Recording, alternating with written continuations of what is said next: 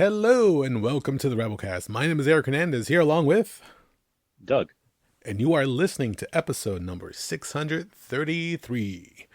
We hope everybody enjoyed their Thanksgiving or their holiday, whatever you celebrate or however you see fit to spend an extra few days on the weekend. I had fun. Doug, did you have fun? I don't know what your plans were. I had a reasonable amount of fun. Okay. I don't believe you. But the holidays are getting underway, so everybody's talking about, Christmas and New Year's and all the other holidays that are involved. Whatever the case is, I hope you're having fun. I hope you're enjoying yourself. We got together tonight and we talked about wrestling. You can sidestep the weird deep talk in the beginning and addiction to feelings. Don't worry about it. We get into a subject that we love, that we know, and has gotten some big reactions recently. The return of CM Punk to the world of WWE, specifically Survivor Series, in the following Monday Night Raw. The reactions have been big, have been loud. Hell has frozen over apparently, and now we are waiting to see what happens with CM Punk and his new relationship with the WWE. Good, bad, we have to wait and see. That is all to say, we are brought to you by InsidePulse.com. You can find us under the games, comics, celebrities, movies, TV, and wrestling sections. Because again, the podcast link, as far as I know, still not resolved. We'll see what happens. You can also find the show over on YouTube, youtube.com/Rabblecast. Check us out on rabblecast.libsyn.com, where the show is always uploaded and it lives and breathes. Follow us on Facebook. Send us a tweet at Rabblecast, because I don't know what they're calling it other than X at this point, so they haven't really come up with a designation for tweets or X's. Sounds weird. And it's still Twitter. Yeah, exactly. Everybody refers to it as formerly known as such and such. You can send us an email, rabblecast@gmail.com. Thoughts, ideas, stories, pictures, whatever you want to share. Send it all over. It doesn't always make it to the show. In fact, I think there's only been a few times where I've been cleared to actually mention something on the show. Otherwise, I love what I read. I enjoy what you guys are send in. So please keep it coming. It's encouraging. I think that's about it. Is there anything else you want to add, sir? Not at all. Yeah, I think we all laid it out in the episode itself. So let's get into it. Enjoy the show.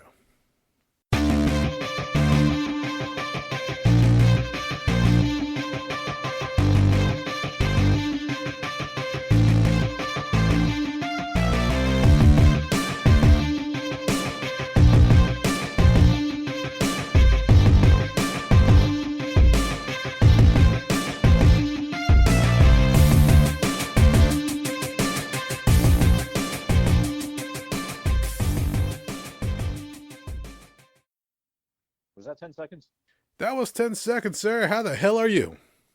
I'm tired. How are you? I'm hanging in there. I don't know how I'm doing it at this point. A few years back when I was working my regular day job and running a side business on the weekends, and I was probably clocking in around 20 hours plus my 40 hours plus, I was essentially burning the candle at both ends. And after the fact, I kept asking myself, how the fuck did you do that for a year? That was insane. When they say you have to have an entrepreneur spirit if you really want to break out and make it, they don't tell you the amount of sacrifice and the amount of hours that are spent going towards that goal or that ideal. I'm looking at what's going on right now with me. Yeah. And I'm like, damn, I'm just as tired, if not more tired than I was back then. And I'm not doing two things at once. The family thing, the kids, work and everything else. But I'm just definitely have to break out of the current rut and routine because it's not beneficial. So I'm just hoping that all the stuff that I'm putting my time towards right now is going to be worth it in the long run. So, here's the hoping. There's no guarantees. You never know what's going to happen, but you just hope for the best, and wherever the chips may lay or wherever the dice may roll, whatever metaphor you want to use. There you We'll go with where the dice may lay. Yes. go. Sure. Oh man. Well, that's about it though. That's a quick summary. A week in the life of. How about yours? Anything better? Or still the same? Or Just the pressure keeps being applied more and more and more, and to the point where, yeah, it's getting to the point where, yeah, energy needs to be her pressure needs to be released.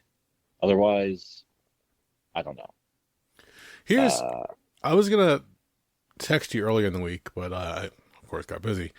Um, I was reading a book. Well, audiobook. Let's be fair. That's what I really have time for. I don't have time to sit down and read something anymore. But I was listening to an audiobook when they were talking about people and their feelings and how they deal with certain emotions.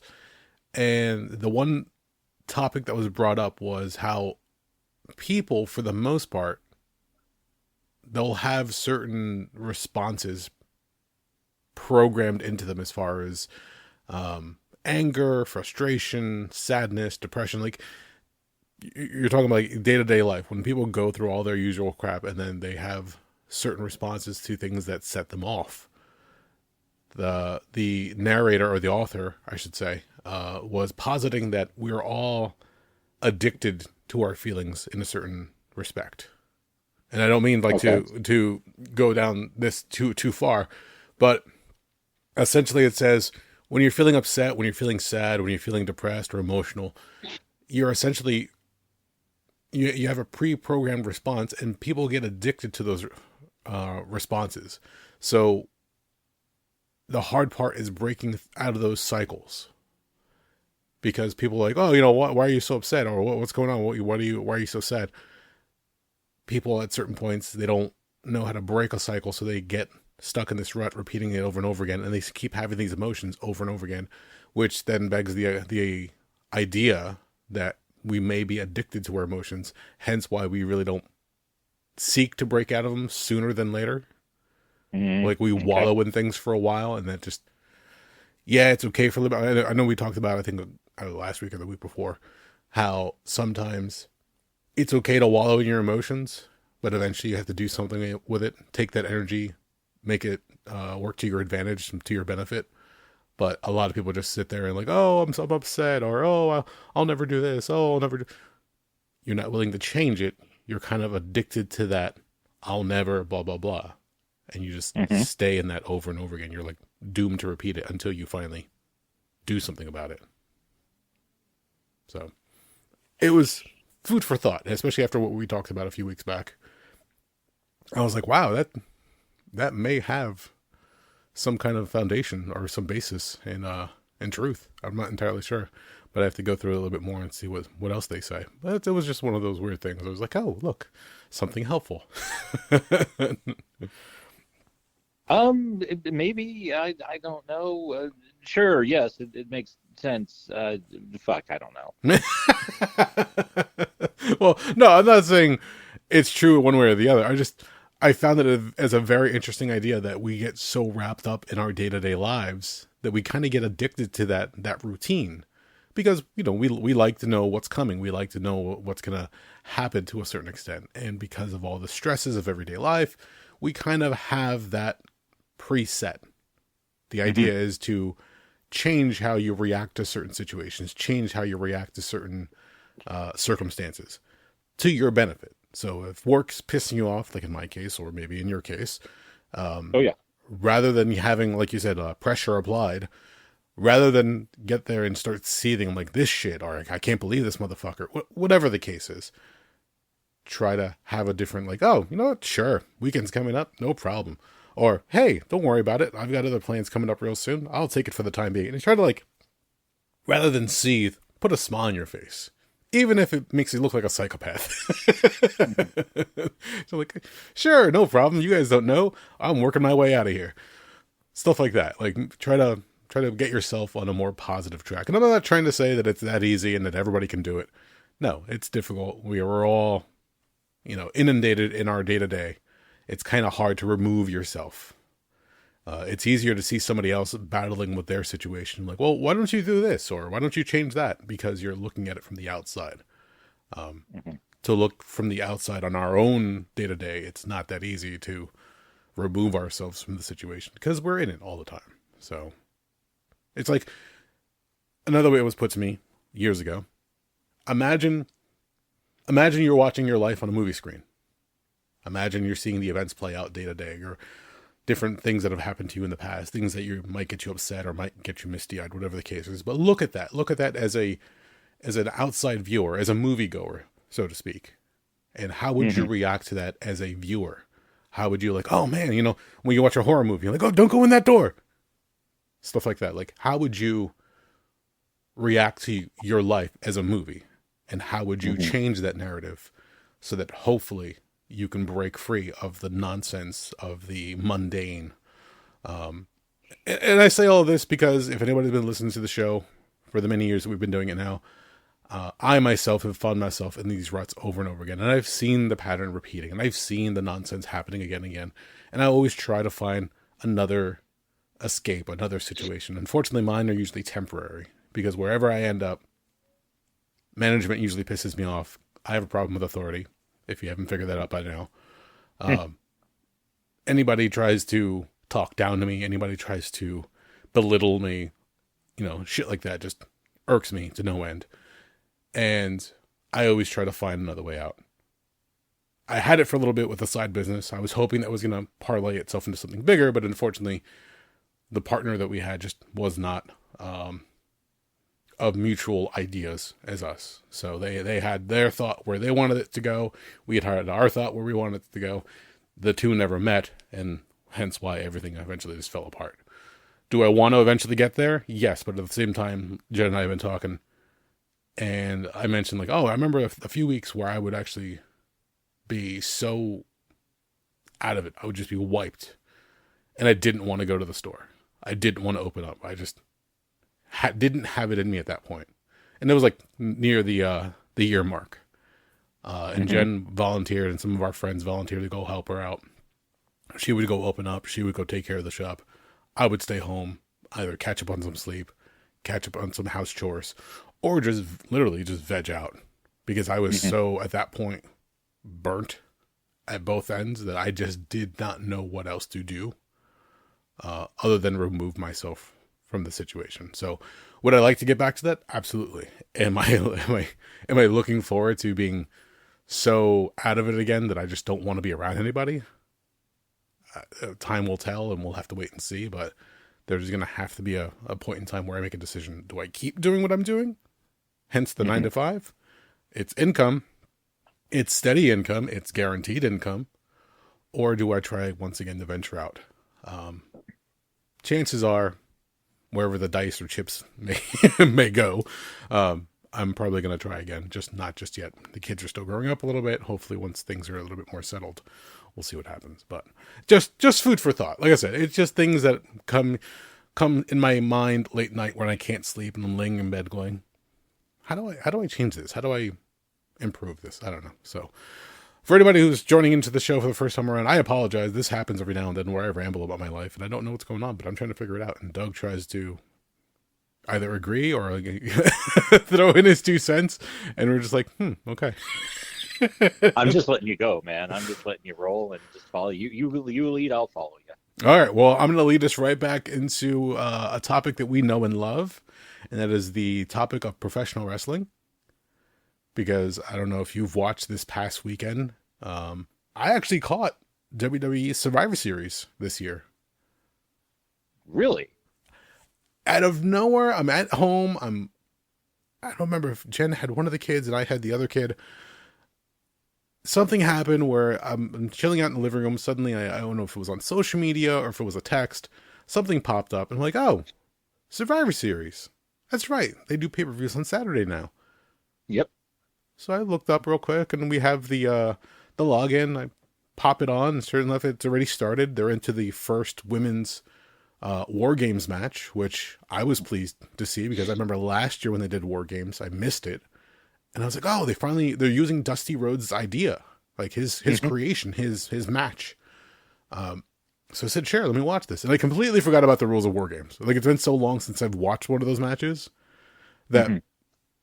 as each of the members of the opposing teams were released from their cages and they entered into the double ring in the steel cage, I'm thinking to myself, all right, when does the pinfall count? When does the submission happen? And all of a sudden, when everybody's in there, like, all right, the first person to score a pinfall or submission after all teams are inside the cage scores the victory. I'm like, oh shit, this is a weird.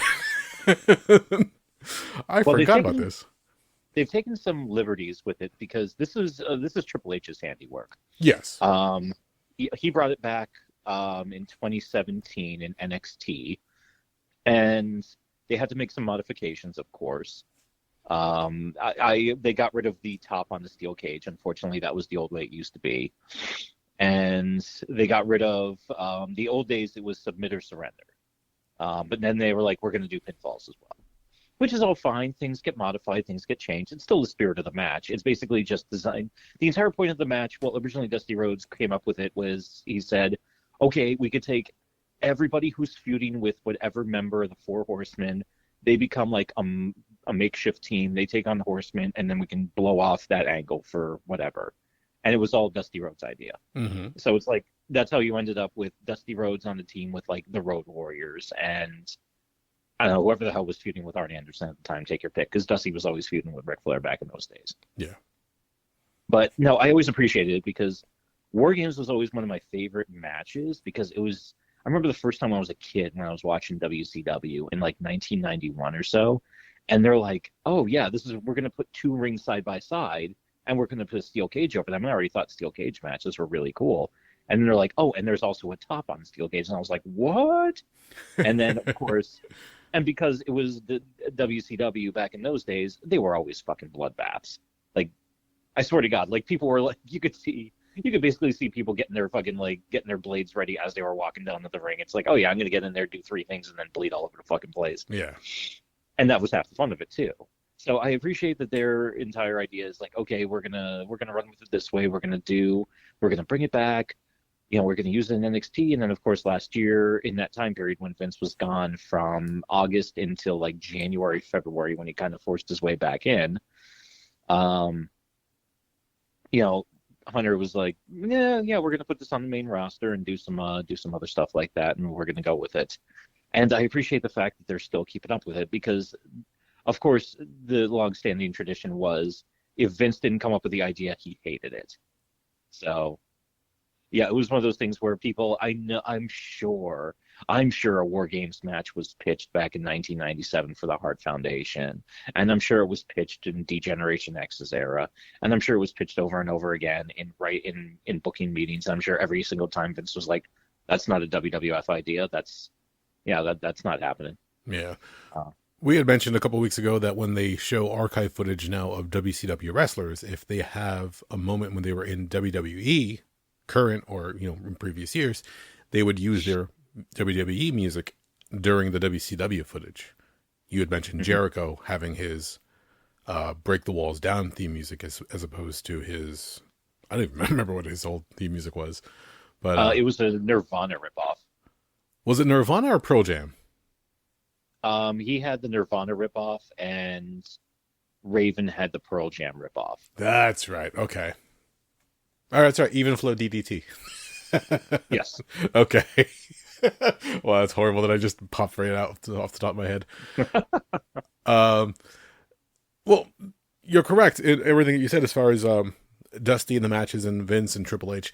And I think the transition of Vince not being so much in power at this point, because we talked about TKO, the buyout, and everything else, and Vince was kind of like, he was gone for a while. He came back. He made the sale happen, and he made out with all this money. He bought the company way back when from his dad for a certain amount, and it's built to a huge dollar amount nowadays.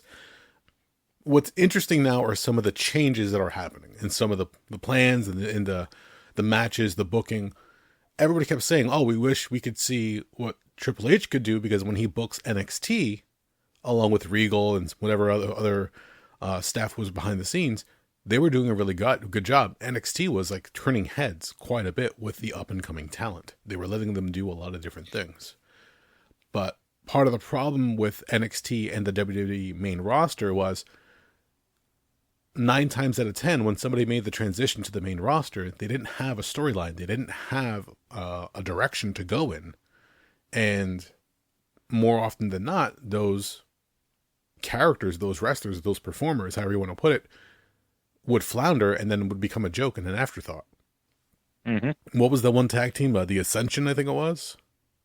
Yeah, yeah, the two kind of weird looking goth dudes. Yeah. Yeah, they had a really good build up in NXT. They were hot stuff. They brought them over to the main roster, and their first day out, they were trying to like, oh, we're better than all these legacy tag teams. We're better than this and that, and they got so buried in their first few weeks that people were like, oh, who's the Ascension? Never mind, and they were just used for like essentially just the job out to main roster guys. Mm-hmm. And I don't even know if they're still on the roster anymore, but just like an example of here one day, gone the next. Oh no, they're long gone. So, okay. But Well, that's another perfect example of when you had, it was a weird thing too, because, and this is also one of the problems that, in my opinion, the WWE got themselves into a lot of trouble with.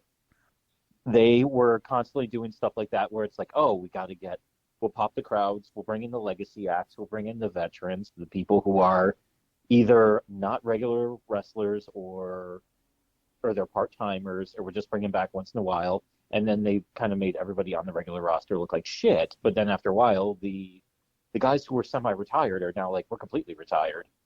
So it's like, what the fuck is the point? Like, what are we doing? yeah. But that's what they like to do. So, Well, and the other thing now is, and I know I've said this before, if I were still a regular wrestling fan, as far as like I used to religiously watch Monday Night Raw, SmackDown, back in the day, Nitro and Thunder when they were on. Like wrestling for me in my high school days, I couldn't get enough of it, and I was so happy. I would stay up late. I would watch replays, whatever I could. You would watch Monday Night Raw, and then watch the Monday Night Nitro replay on Monday nights, and then just be dead ass tired going to school the next day because I just had to watch wrestling. Very little good that it did for me later down the line. But now I'm not watching it. But now are the new stars, are the new generation, the new blood, the up and comers. They've made their place in WWE, and it's really weird for me to watch the shows or the roster at any given time because a lot of the people I don't recognize. mm-hmm. Other ones I do because they have they're part of a family or generational. The Rock was a generational superstar. The Usos, they have family in the business. Take your pick of a lot of these different guys. Cody Rhodes, Dusty Rhodes' kid. All these guys have their legacy, their families to thank to help them to get into the business. Charlotte Flair, whether you'll ever or not, another example of family staying in the wrestling business. So watching it now, I'm like, oh, you don't have Triple H in the ring anymore. You don't have Shawn Michaels. You don't have The Undertaker. Like all these guys are gone. Mm-hmm. And they were the ones that we would grow up and watch. I'm like, oh, when's the new crop going to come in? When are the new superstars going to finally start making their mark? Now, like when I was watching that first War Games match with women, the majority of the women, I was like, I'm not entirely sure if if I know who these people are. I mean, I can just run off the list right here. I have it next to me. I was familiar with Bianca Belair. I've seen her before. Charlotte Flair, I've mentioned before. Shotzi is a new character that I have not seen. It was interesting. Okay. Becky Lynch, I've seen her when she first started out. I was very happy to see her again. And then you have the group of Damage Control was Bailey. I've seen her. Asuka, I've seen her. Io Sky, not as familiar. I've seen her a couple times. And Kari Sane. Mm-hmm. Was there somebody else there? No, that was it, right? 1, 2, 3, 4. Yeah, I think they did four, and the women's was 4-on-4, I believe. And Yeah, Bailey was in there too. and I'm not going to sit here and judge the match itself and say whether it was good or bad. I was entertained by it because I have not seen a show in a while, so I was just enjoying it for what it was, face value. The fact that there was a women's war game match, I was like, oh, this is kind of fucking cool. The one big spot that made me double over with laughter Mm-hmm. was, did you watch any of the highlights by chance? No. What was the spot? So, because they have no top to the cage, Io Sky decides that she wants to climb to the top, and there was somebody on the outside. I believe Dakota Kai was like, I guess, like just on the periphery, just not involved in the match itself, but just hanging around ringside. Sky throws down a chain, and Dakota latches a garbage can to it. Sky brings the can up to the very top of the cage. Then she goes to stand up, as of course, the obligatory, all the people in the ring gather into one spot because you know what's Hmm. coming. Like, oh, Io Sky's gonna jump off the top of the cage. She slowly puts the garbage can over her head, and then you could see her hand sticking out from the bottom of the trash can. She starts shaking her hands like hi kind of thing. And then she not even leaps, but she kind of like just like penguin drops off the top of the cage in the trash can and falls on everybody. Oh, okay.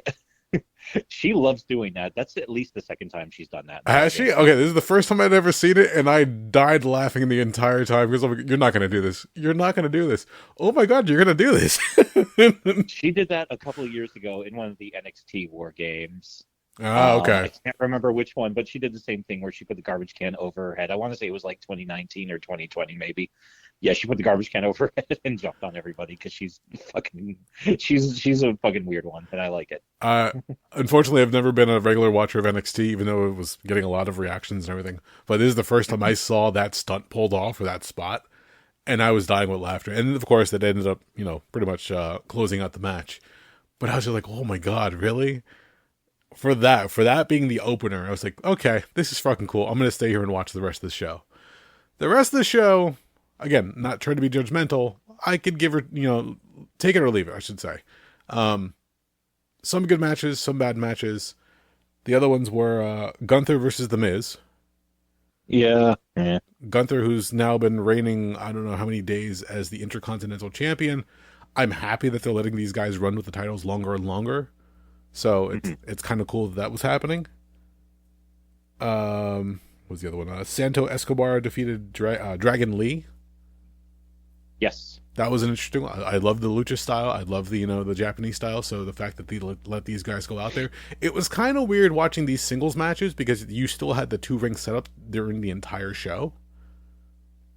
Well, that's how they used to do it back in the old days, because back in the old days when WCW had a War Games match, they always have an undercard. So it was just like, generally speaking, they basically just kind of like worked in one ring, and occasionally they would do cool stuff where they're like, okay, we'll do a spot that involves both rings. But usually the entire point of it was you just ignore the one and you just use the one ring. Fun fact on Dragon Lee, if memory serves, he was I think he's one of Ultimo Dragon's trainees. I believe they mentioned something in the lead up package to the match itself. Yeah, it was interesting, and they're also talking about Escobar trying to revive the LWO and Rey Mysterio taking it over, and then some shenanigans happened. So I was like, all right, there's some build up to this that I wasn't privy to, but thank God they do some of these packages because they give you like the quick hits and the rundown, and then they have the match. So Mm-hmm. definitely want to see more from Dragon Lee, and Escobar was pretty damn good himself. The other one was Rhea Ripley taking on Zoe Stark. Uh, Yes, I have a crush on Rhea Ripley. I'll flat out admit it. I think she's awesome. I think she's amazing. Everybody you gives and her a lot about of. 12 million other people. There's a reason why they call her mommy.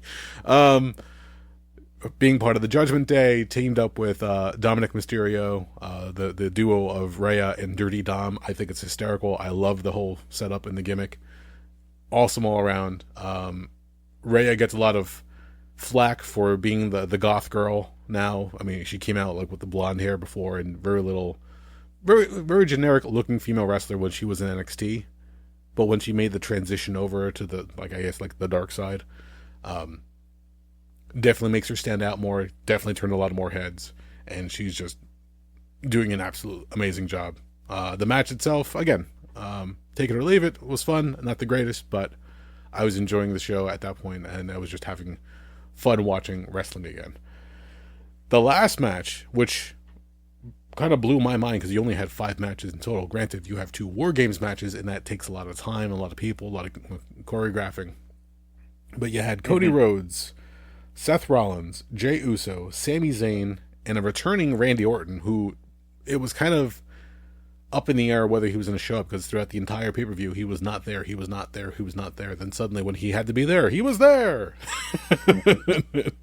Mm-hmm. And then you had the Judgment Day, which is Damian Priest, Finn Balor, Dominic Mysterio, and JD McDonough, and Drew McIntyre. McDonough apparently is a protege of Finn Balor.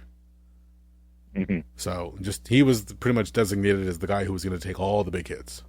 So I give him all the credit in the world. He ended up on Monday Night Raw with a neck brace, but still pulling off ridiculous stunts. So he understood the assignment. The match, again, it was fun for what it was. You had your storyline that was building in, and the Judgment Day having the feud with the other wrestlers. They were trying to do this whole thing where I guess they were guaranteeing that Randy Orton was not going to show up. So it was going to be a lopsided match at the end.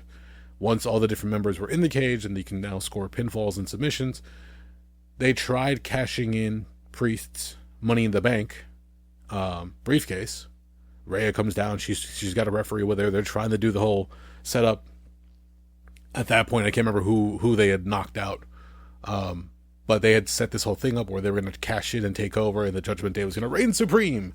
And all of a sudden, Randy Orton comes out. They're like, oh shit, we didn't count on this. We didn't think he was going to show up. Apparently, Randy Orton returning from double fusion back surgery. I imagine that's not an easy thing to bounce back from. He was gone for about a year and a half, they said. Yeah, we haven't seen him since like spring of 2022, as I recall. Yeah, so, I mean, look, world of professional wrestling, it's not real. It's not real in terms of the fighting. The athleticism, the hits can be real at times. The bumps, whether they're in the ring or outside the ring, can be very real. And the injuries are absolutely real.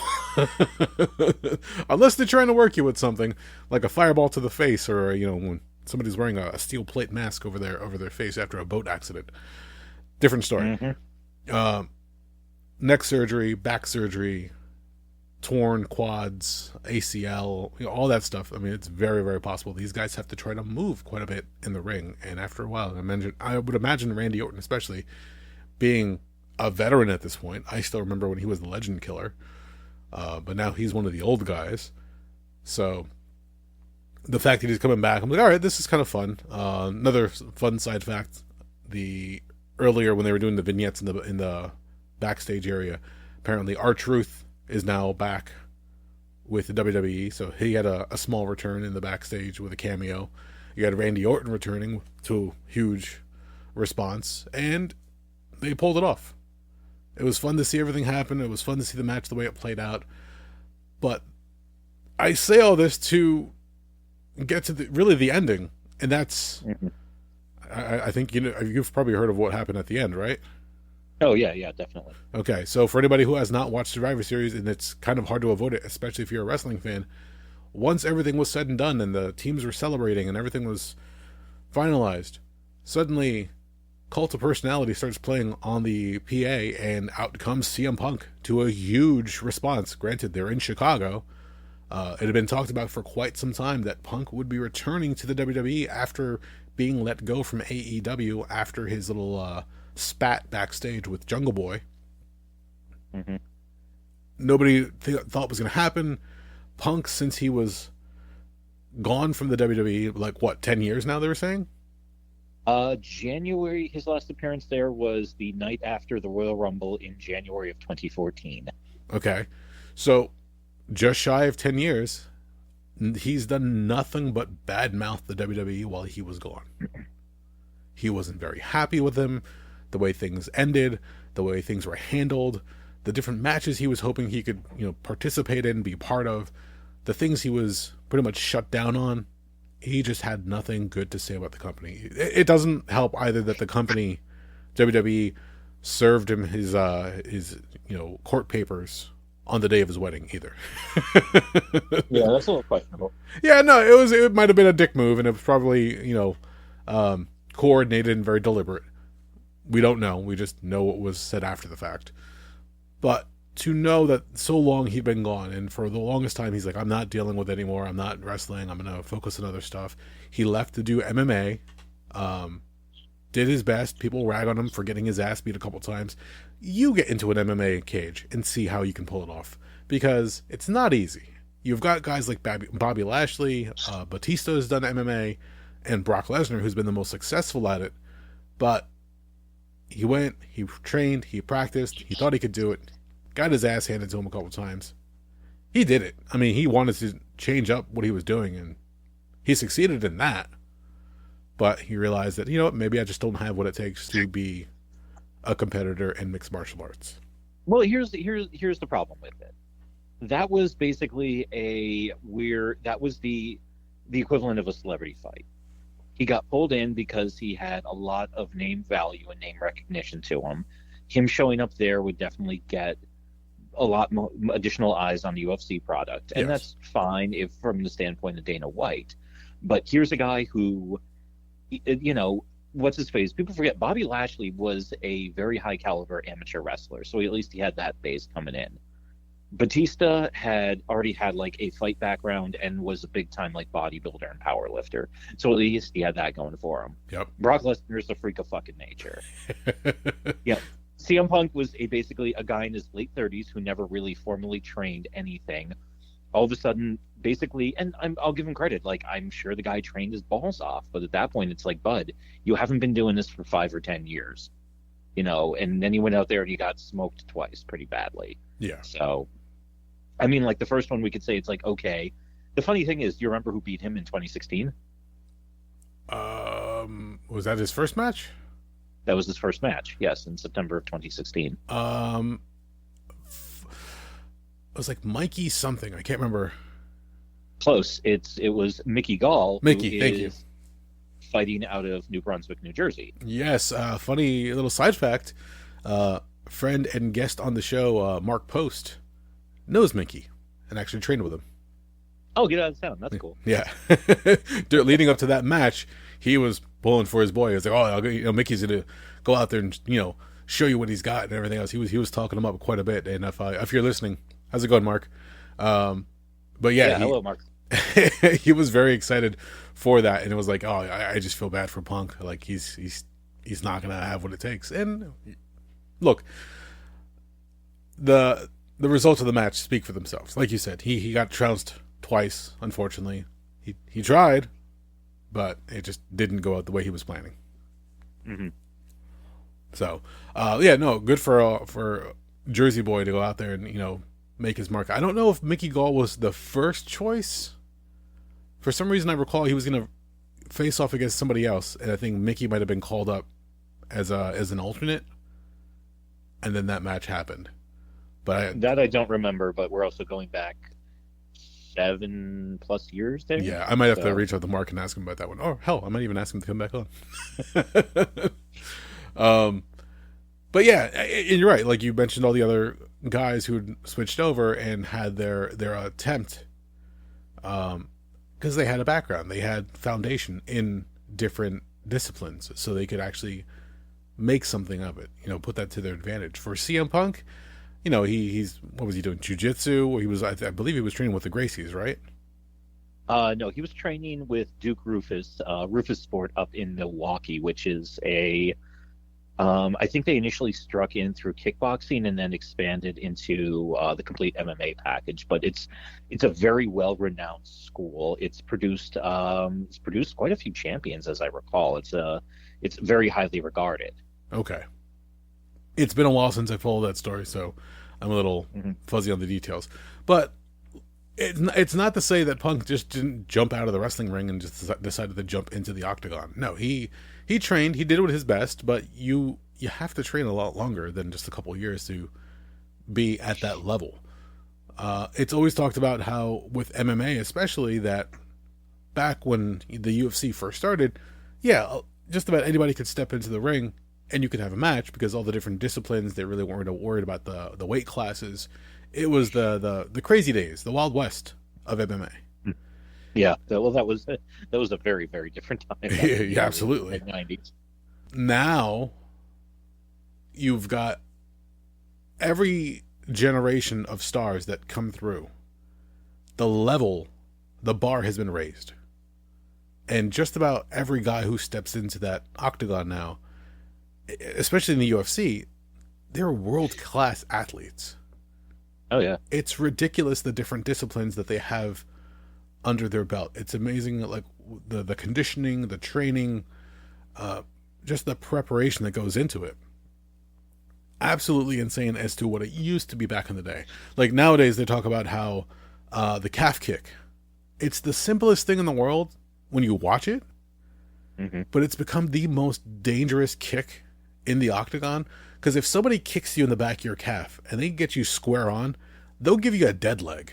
And once your Yep. leg is disabled, that's it. Like there's nothing else. Your foundation is weakened.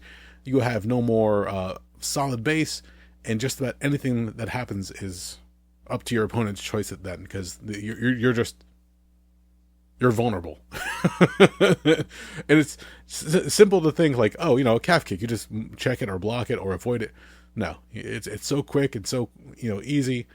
If they know how to land those kicks, kill your leg off, and then that's it. You're like, who was it? Conor McGregor, when he was taking on his last opponent, was it Justin? I'm blanking on the name. I honestly couldn't tell you. I don't really. I never really cared for Conor McGregor, so I never followed him. Dan was over one night and we were watching it, and it just so happened like, oh, we can watch this right now. Let's log on to whatever service it was streaming on, and we watched McGregor, and he took a couple calf kicks, and you saw him just getting beat down by the calf kicks, and eventually that was the night where his leg broke, Uh, and just like, oh man, and I looked at Dan, was like, I knew I should have bet on this damn match. I knew he was gonna lose. It just Conor McGregor is at a certain level. He's absolutely one of the top performers in the MMA world. But his opponent, who was up and coming, I want to say it was Justin Poirier.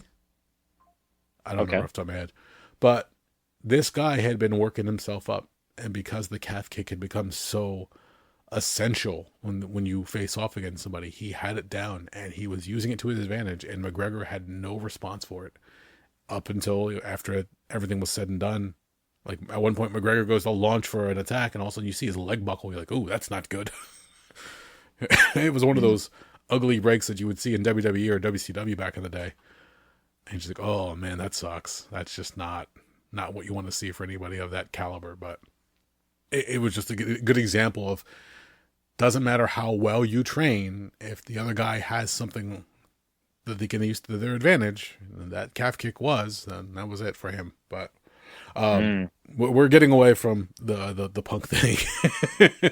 Yeah, we're kind of dancing. We're kind of wandering all over the fucking place. Yeah, no, that's fine.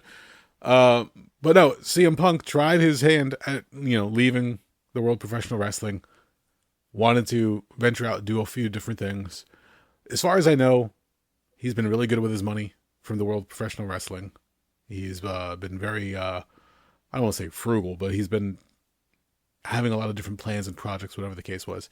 He popped back up on WWE television for a little bit, but not on competition. He was doing like sports announcing on one of the shows that they would have, one of the live streaming shows, and they would talk about Yeah, a it bunch was of things. WWE. It was on Fox, I believe. Yes. He tried it out. He was there for a little bit. Didn't last too long. Left.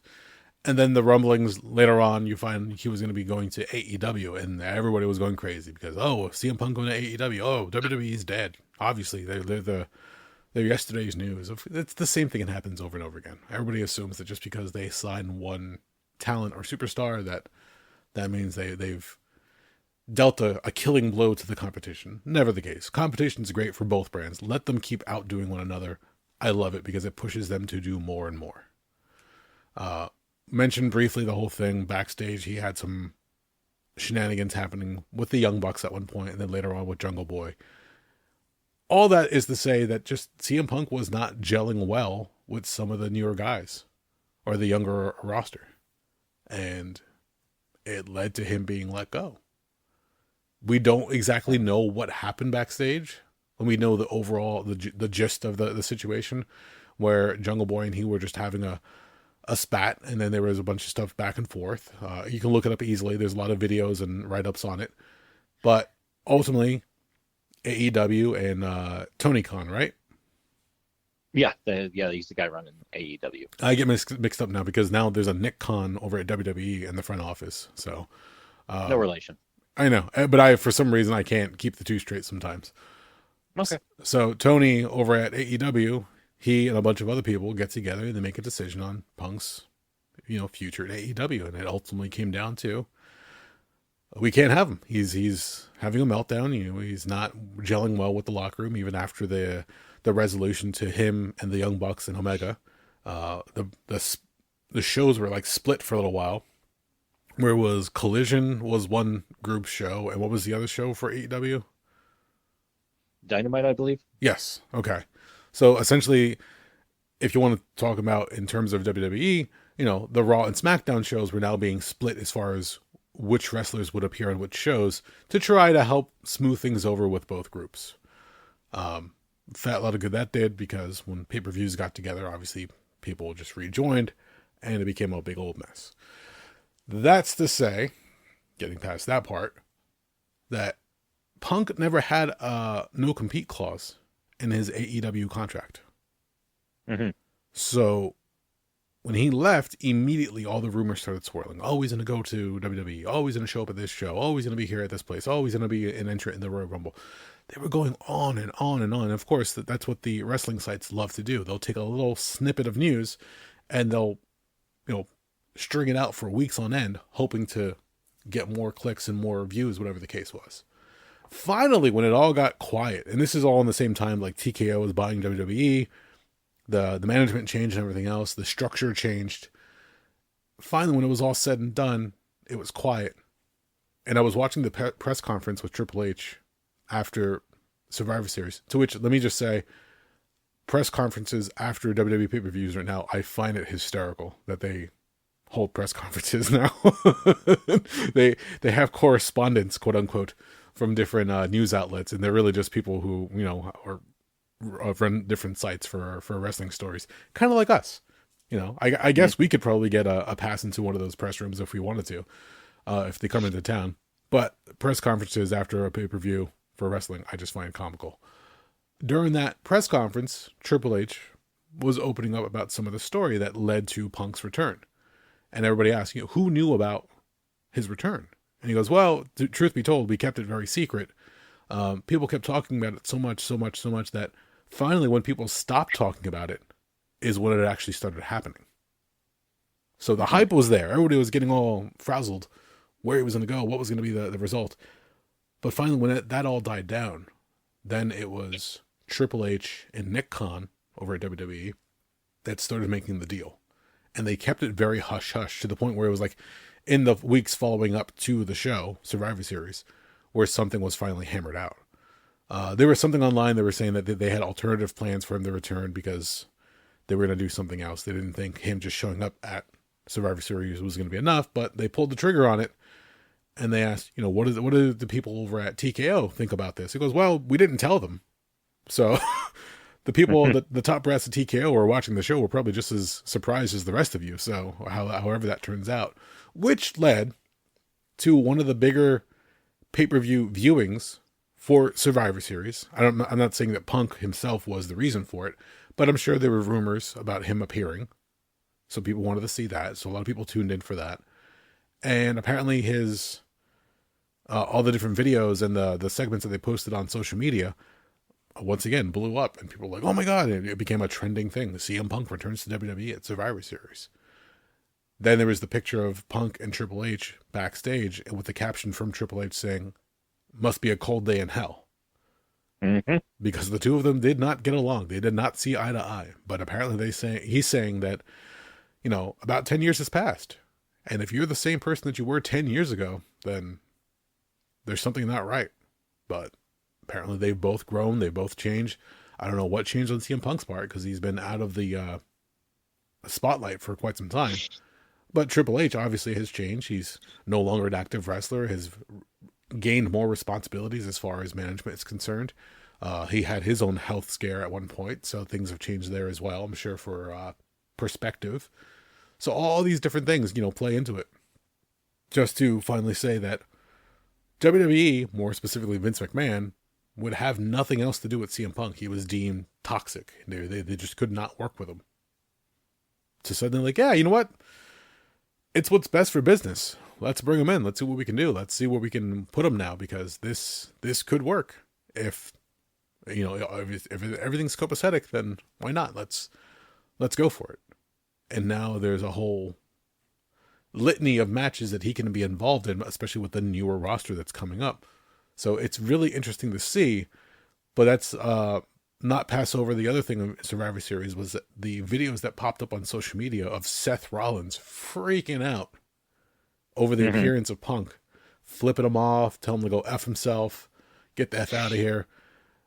Seth Rollins had not been really happy with Punk, whether that's shoot or work, whatever the case is. Everybody kept saying that, oh, Seth Rollins, the videos that were popping along, what you didn't see at the end of Survivor Series, Seth Rollins' reaction. I'm going to say this right now. If it happened in front of the crowd, if it happened like that, I guarantee it's a work.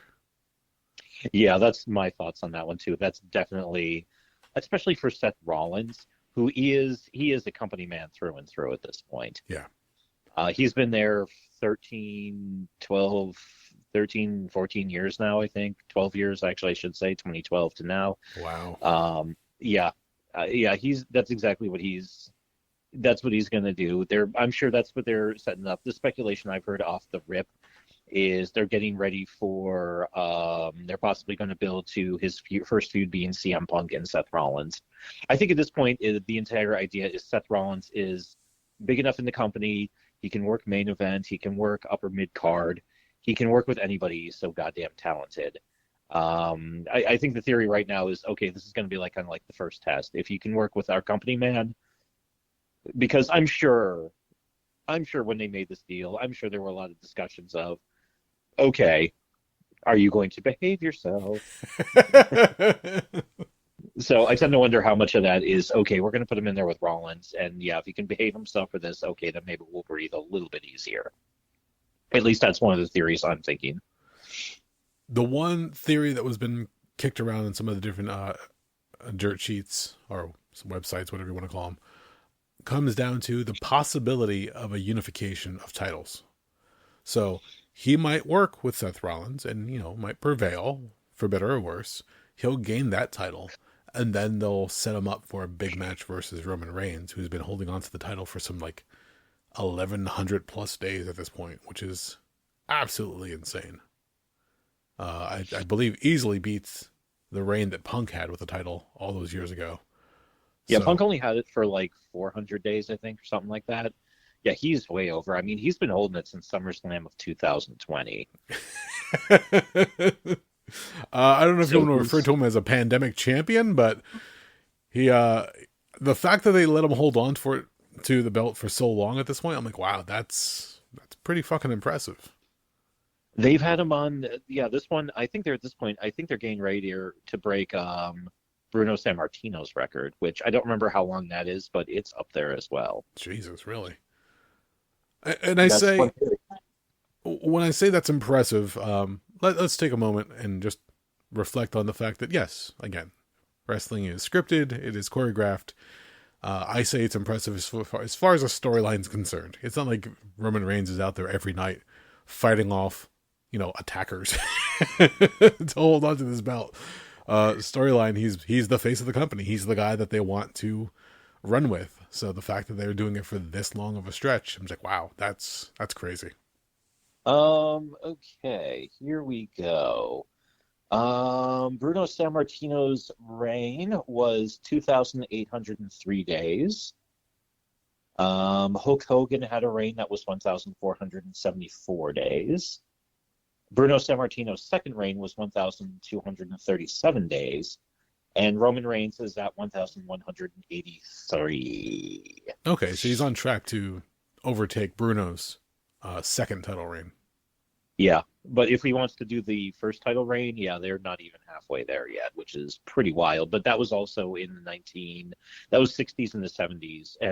But the other thing, too, that people forget now is, number one, Roman Reigns is twice beat leukemia. We don't know if he's going to have to deal with it again. On top of that, the guy's already math. He's 36 now, if I'm doing the math correctly, because I think he was born in '87. Really? So Holy he's not. shit! Sorry, Yeah, how old did you think he was? I thought he was a few years older than that. Not wow. Okay. Yeah, he was '87, as I recall. So yeah, he's 36, going on 37. And at this point, Roman only notice Roman wasn't on Survivor Series. Yes. Yeah, that's because Roman only works like the big shows. Not Paulie. I mean, like he's only going to work marquee shows. At this point, like he's only working like SummerSlam, Survivor Series, or SummerSlam, Royal Rumble, WrestleMania, of Yeah. course.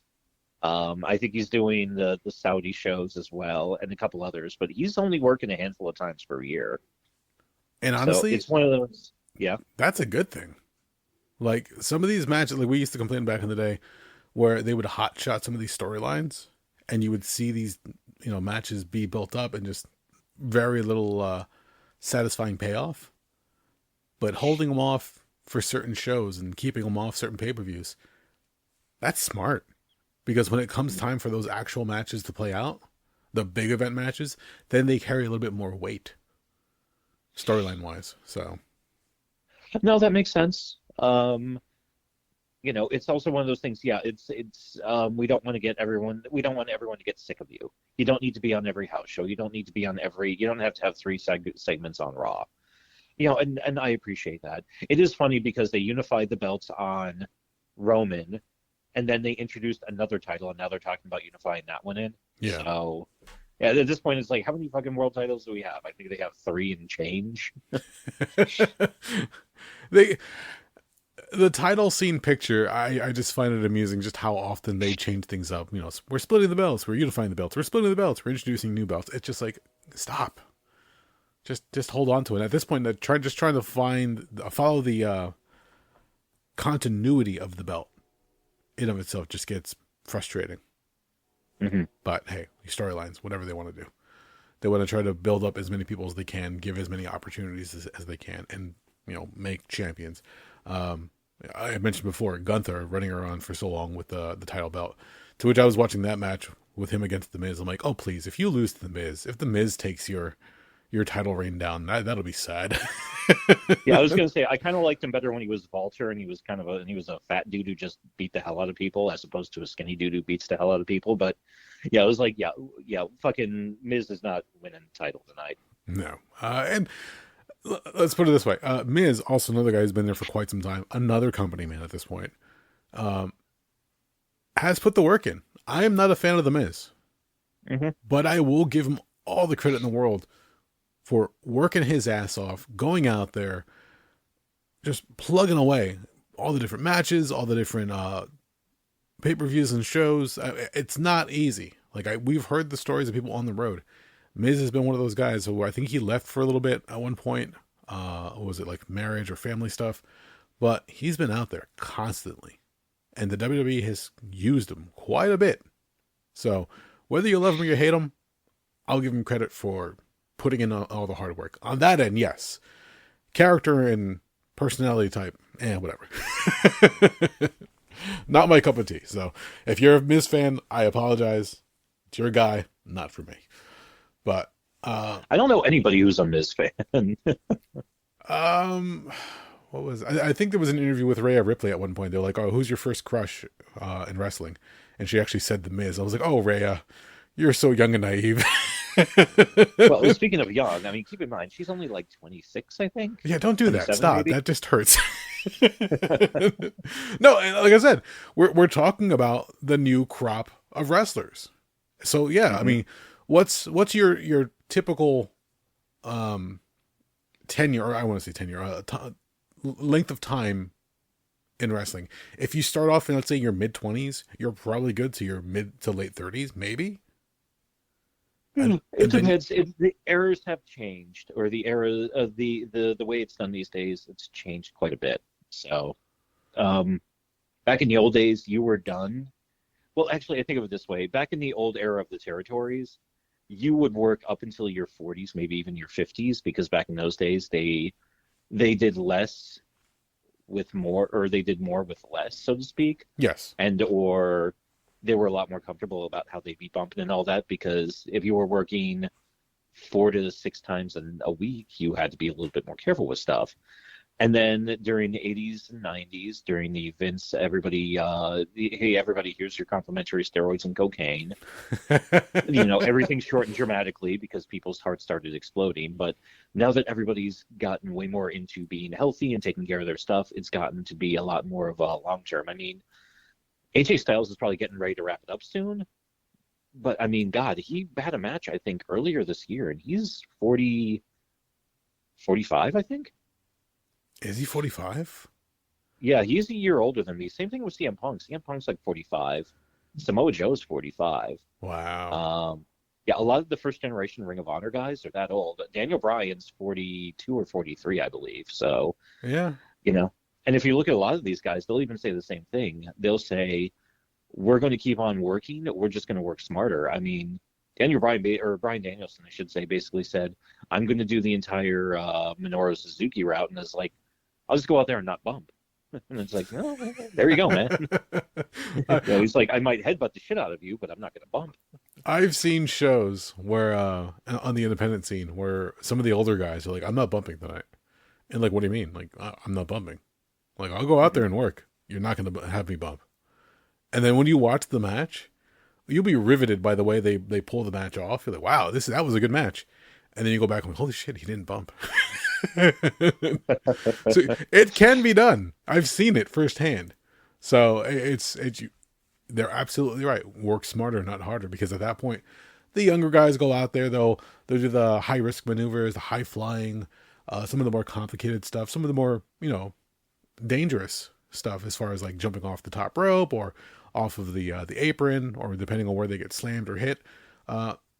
They have to get better as far as how they work, and I don't mean their style. It just, again, smarter equals longevity in the world of professional wrestling, and they can absolutely do that. And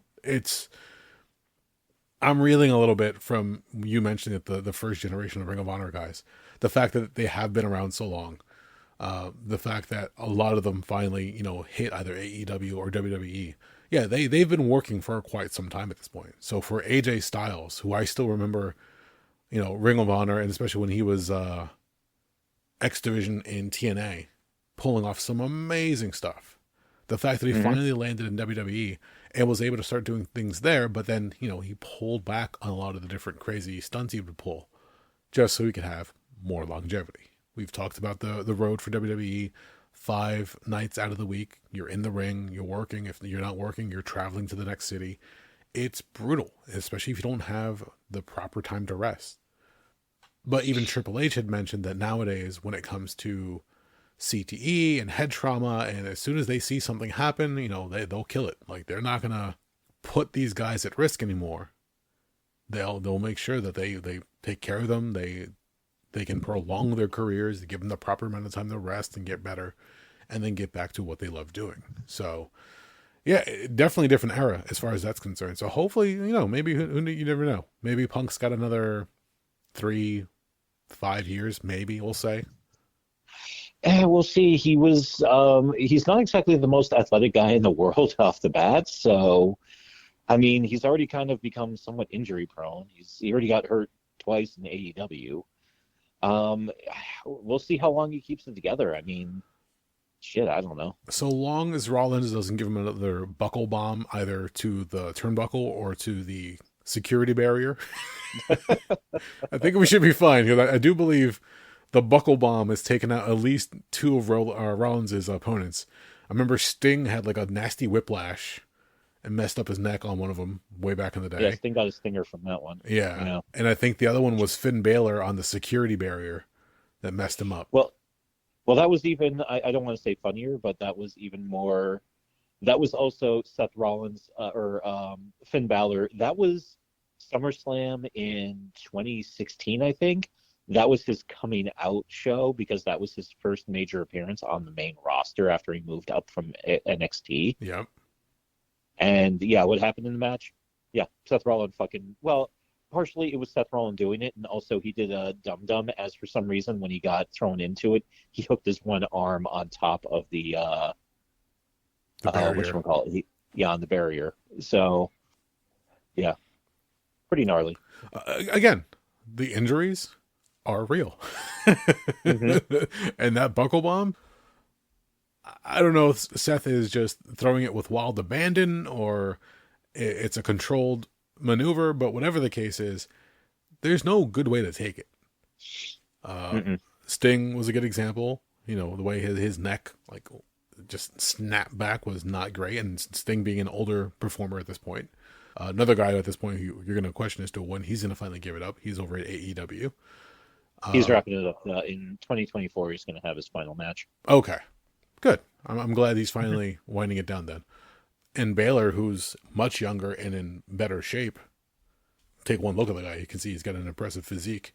But for him to get injured off of the same move, granted in a different spot or a different circumstance, it's still like anything can happen from all this. That crazy things will and can occur. But no, I'm curious to see how they're going to pull this off because they've already said that CM Punk backstage on Monday Night Raw. I didn't watch it only because I was like, oh, I'll just watch it in streaming. They don't have it available on streaming immediately. Uh, Really? yeah, it's something weird. I guess their agreement with Peacock and I guess USA Network. Is it still on USA? I can't remember now. Raw. Yeah, I think they're still running the USA.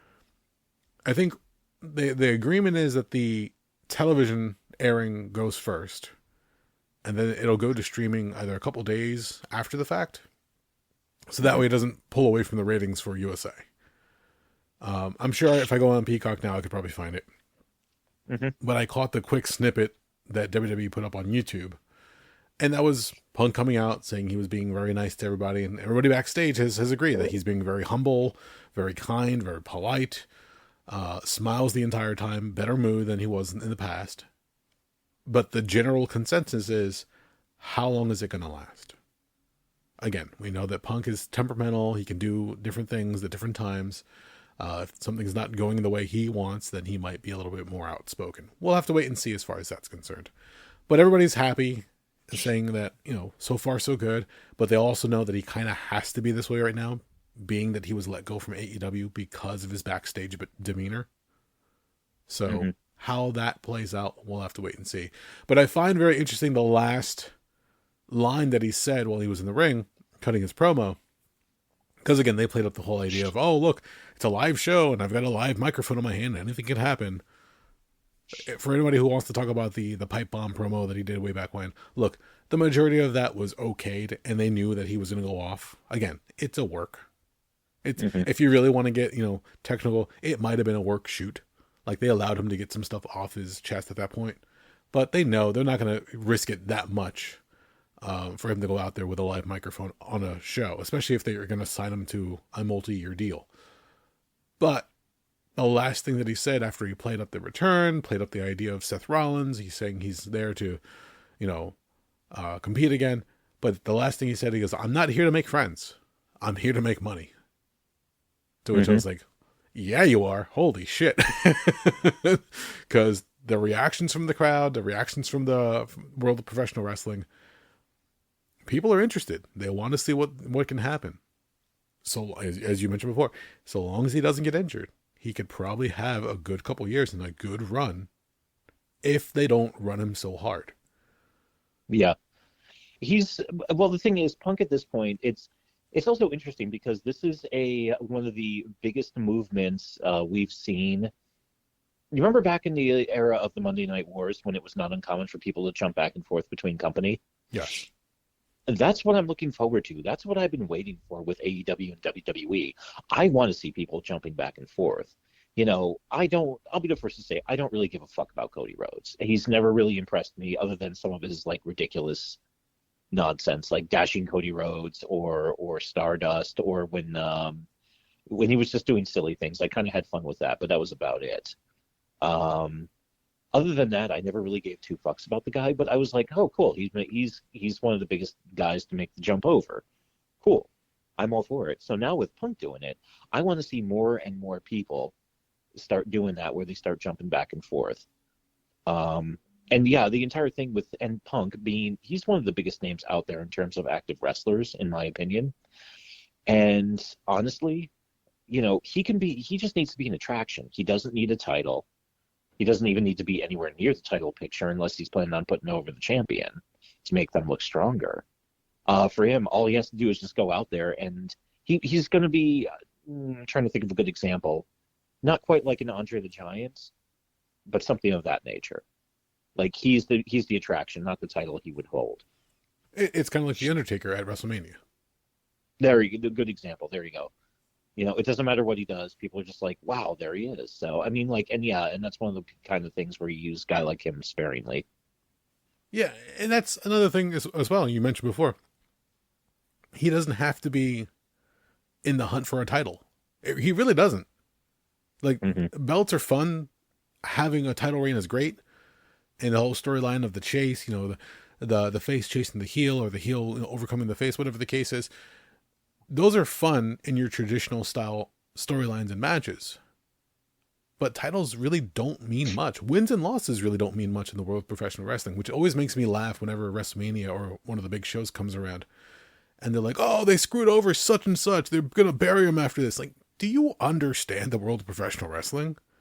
It doesn't matter if you lose. It doesn't matter if you win. It matters on what you can draw. If the crowd is still behind you even after a loss, that's fantastic. Because they want to see you come back. They want to see you overcome. They want to see you in a rivalry. I believe it was last year WrestleMania when Cody Rhodes lost. Everyone's like, oh, they're going to bury Cody. That's it. His career's done in WWE. Why did he ever leave AEW? He left AEW because he wasn't happy there. And he thought he had better opportunities at WWE. And so far as I can tell, he has. But it doesn't mean just because of one big loss at WrestleMania that you're done. Not at all. If the writers have something for you, if you can come up with something storyline-wise or character-wise, then they're going to keep pushing and they're going to keep using him. The fact that he's Dusty Rhodes' kid, obviously they're going to have him back in his... For War Games, it made sense. And he even had the opportunity to get the pinfall victory for his team, which was a very sentimental thing. So it's like, oh, you got to compete in your dad's match, the match he created. Granted, it's a little weird offshoot, but being in that match, having that little nod to Dusty was fun. So once again, the history, the families playing into the world of professional wrestling, I like it. But the one question I have to say is, would some of these wrestlers be as big if they didn't have the family legacy backing them up? I speak specifically in the subject of Cody Rhodes and Charlotte Flair. Don't get me wrong, both good performers in their own right. But if they didn't have the family connection, how would you judge their wrestling ability and their in-ring style without that connection? Probably pretty drastic if you ask me. So, like, Charlotte Flair, everybody's crazy over here. Don't get me wrong. Works her ass off, fantastic performer, but she got to where she got based off of the family name. And also the fact that Vince McMahon likes tall lady blondes. Exactly. Because I'll be honest, and this is my own opinion, all of this. Out of the quote unquote the four horsewomen from NXT, that being Sasha Banks, Bayley, Becky Lynch, and Charlotte. Charlotte on that list is 4 out of 4. She's in fourth. She's clearly in fourth place compared to the other three. Yeah. But having that back them up and having them still, parlaying that into their careers, it's great because we are at that point now where generationally all these different wrestlers will be coming out and they'll have that background. I mean, again, The Rock had his dad. I'm trying to think of some other people who've had family in the world. Randy Orton is another one that's got family in the business. So all these people have a tie to the business. Like there's a reason why, like, I'm going to try wrestling. I'm going to see what I can do there. Most people will tell them why you're doing that. You shouldn't. Wrestling can be a tough business, and it is. I was just watching one of the guys we used to work with in the independents put up an old highlight film that he found, and he actually worked with CM Punk back in the day. We're talking like I probably like Ring of Honor days, and Wait, I was who did like, you say? one of our friends. I'm not going to mention who. I'm not sure if I should or could. Um, Okay. but he had meant he'd. You can see it's clearly Punk back in the day. You can see his forearms are all taped up to his hands, and he's got blonde hair, and he's wearing the shorts. So I was like, oh wow, that's. It looks like it was yesterday from like the feeling of it, but you're like, well, that was a while back at this point. So, Hmm. but you can see our friend who didn't fare so well because unfortunately he didn't make it big, but a guy like Punk who obviously did make it big has gone on to stardom. So for all the superstars you see on WWE and AEW, congrats to them because they made it. They put the hard work in. But the guys who work probably just as hard, if not more so, sometimes don't get noticed and fall by the Hmm. wayside, and they don't have those big careers and end up doing something else entirely. So yeah, there's a give and take in there. It's sometimes it's not what you know, sometimes it's who you know. Hmm. So for whatever the case is for that. But I'm curious. I want to see what happens now going forward because obviously Triple H was all for getting Punk back. Again, what's good for business. They want to make money. They want to put butts in seats. They want to get the views. They got that going right now. So long as they can hold on to that, great decision between Nick Khan and Triple H. I don't know who else was involved, but I've been dying to see Punk back in the WWE ring. I've Hmm. been wanting him to return for the longest time. In fact, I think right around the time he left, might have been around the time where I kind of really stopped watching. I always chalked it up more to whenever we did the flip over of this show when we stopped being purely wrestling focused and kind of became more general interest. Yeah, that was around, oh gosh, when was that? 2014? Oh, yeah, actually, yeah, we're not too far off. No, it was spring 2015 because we changed format when we started recording at Jimmy's rented space over off Division Street. Yeah, I'm trying to remember now. Hold on, because it coincided with our wedding. No, your wedding was. I'm sorry, I don't know why. I don't know why I was about to be like, no, this is when your wedding was. It was months after that. Our wedding was end of 2014, Hmm. I and I remember it was between Christmas and New Year's. yes, and I remember specifically on the ride over to the venue, I was with you and Jimmy, and that's when I was like Hmm. pretty much laying out the plan, saying we're going to be switching over to more. I hate saying it this way, but it was just more like pop culture centric, essentially. And that's to say that we were just again not making wrestling the main focus. We can come and go to it whenever we want. That's not out of the question, obviously. But that was around the time I was like, you want to shift a little bit, only because there was a glut of wrestling podcasts, and let's face it, there's just a glut of podcasts in general. So Hmm. it really didn't matter what the show ended up like centering on. It just anywhere you went, uh, subject wise, it was just gonna have so many others in it. And the fact that podcasts in of itself have gotten so crazy and so prolific, and it's if you want a podcast on a certain subject, it's out there. You just gotta find it. If you want murder Yeah. mysteries, if you want crime dramas, if you want voiceovers, if you want wrestling, if you want somebody just eating cereal with ASMR nonsense, that's been around for a long time too. So it's it's out there. The weird podcasts and the subject that they cover, they're out there. You just got to look for it if you're really, really into that kind of thing. But yeah, it just became for us to. The way I looked at it, it was I wanted to open up the topic of conversation wider. It didn't just have to be wrestling. We could talk about movies. We could talk about music. We can talk about a bunch of different things. Hmm. That was the idea of switching gears a little bit. Because once you had a bunch of actual performers from the world of professional wrestling having their own podcasts, Chris Jericho had a podcast, JR had a podcast, Stone Cold Steve Austin had a podcast, Colt Cabana had a podcast, Ric Flair had a podcast. Ric Flair Roddy had a Piper had a podcast. podcast. Exactly. When you're hearing the stories directly from the people who were involved, it kind of makes it harder to really like break the stories or relay the stories because at that point you're like, oh, I'm just doing second, third, fourth hand at this point. If they're doing it, congrats to them. Let them have fun. Let's just talk about what we enjoy, and we have varied interests, so there's never a lack of something to talk about. So Mhm.